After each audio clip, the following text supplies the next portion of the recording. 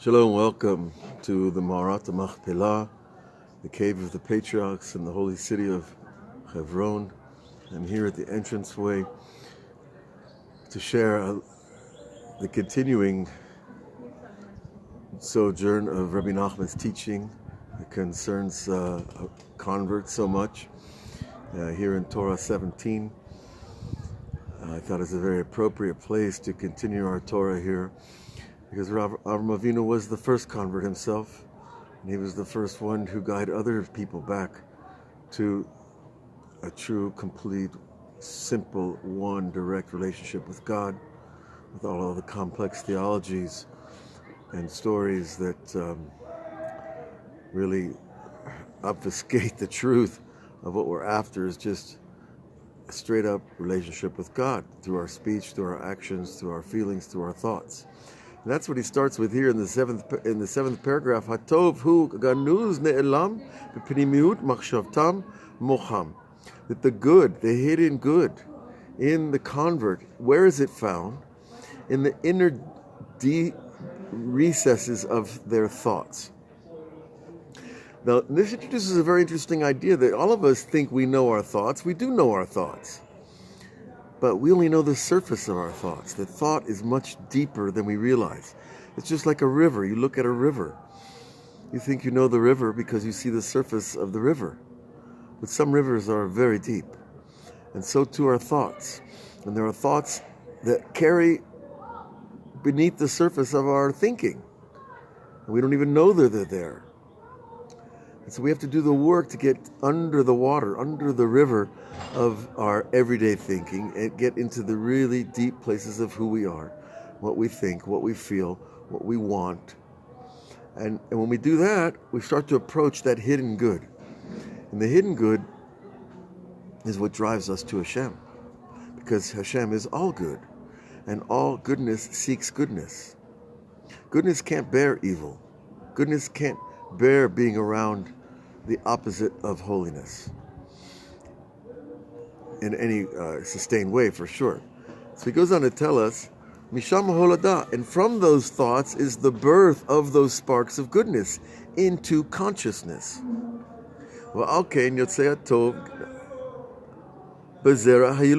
then the goodness comes out in the seed of those who are born.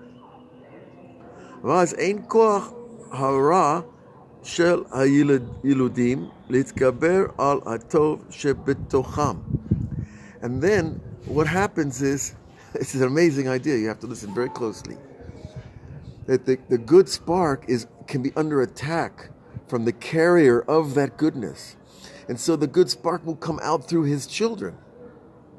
And it's protected there from his own attack on goodness. Because everybody carries some spark of goodness, but we also carry a lot of other things that are going to try to stop that spark. And so the spark will come out through the children of those people who are carrying that spark originally. And that's another place where the converts come from. And then the Rebbe completely explains what we just said, that hidden good comes out through the children.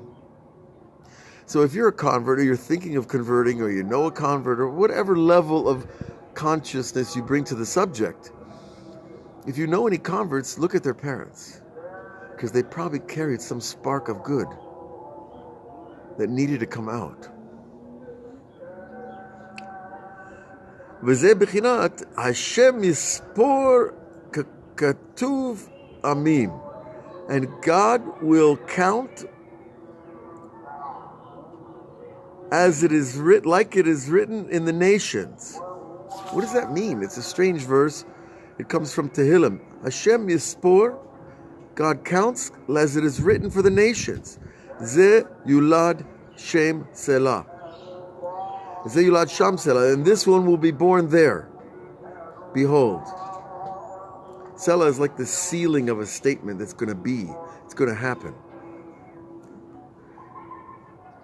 But katov, efo, in the writing. And that is an aspect of the good that comes out through the writing.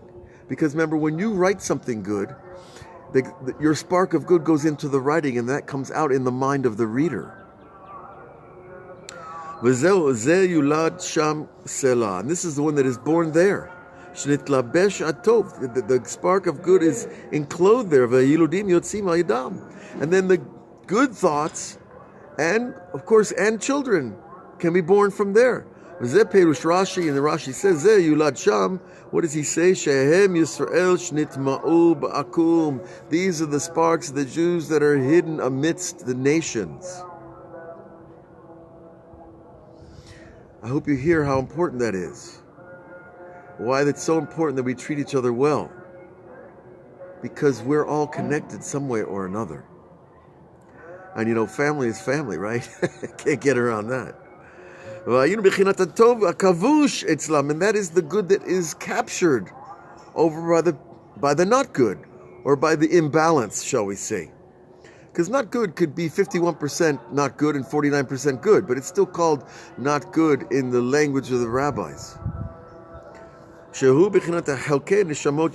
that's the aspect of that good, that spark of good is an aspect of the sparks of the Jews that are scattered amongst the nations.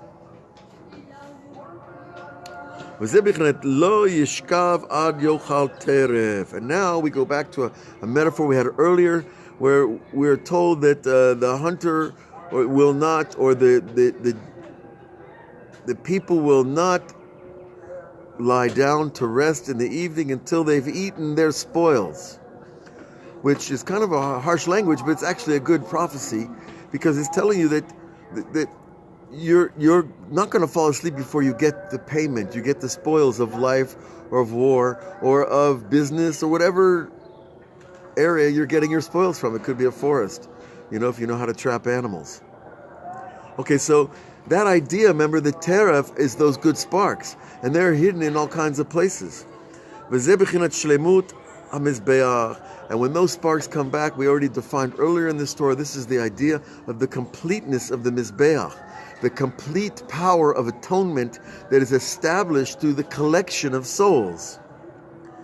Vadam halalim yishteh, and this is the idea, and the blood of the fallen will be drinking. What does that mean? Targumov nechsei amamaya yerat, that the possessions of the nations will be inherited by the people that engage in this process of gathering the sparks. So you see, this is why the Egyptians paid the Jews to leave Egypt, gave them their gold and silver.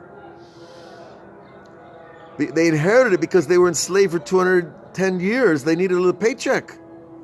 And that's the converts also. The possessions of the nations.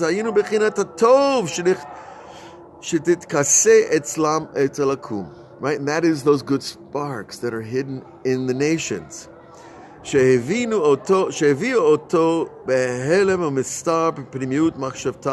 Which are brought from the deep hidden places and inner thoughts of the people. And this comes out of the seeds of the children and they are created and they become gerim, and this is how the Mizbeach is completed. See, God has a lot more patience than we realize. He has thousands of years of patience, and He wants to bring all these sparks back. In other words, they have to be brought back, because the good has to be brought back to the good. It's like you're a soldier in wartime. You don't leave somebody behind. You cannot leave the sparks of good behind. Here we are, it's Mugrab in the city of Hebron. Right now you can hear the muazzin are calling for the prayer. We just had our prayer here at the Mara. And it is called the Petach Gan Eden, the opening of Gan Eden. And I bless you all really to come here, especially converts, because this is your home. This is the beginning point. And sometimes I just want to be here all day and night. But okay, sometimes they have to lock the doors. But really, when it says Petach Gan Eden, the opening of Gan Eden, what does it mean? That means there's a place inside your mind called Petach Gan Eden.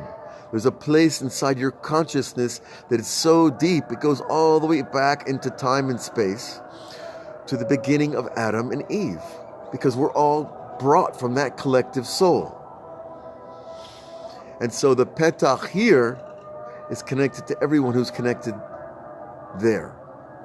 So all the human race really has a place at that beginning point. And look, we're trying to get back there. So we are continuing now. We have another famous story from the Talmud. And, well, you can gather, as we had all these Baba Hana stories, this is the Rav Safra story. Rav Safra was another Tana, and he was an extremely wealthy man and extremely learned and pious. And he tells us like this: Rav Safra Mishta'eh, once he was speaking, well, of course, these stories all take place either in a desert or in a boat. And they saw a fish that was lifting its head out of the water. And he had horns on the fish.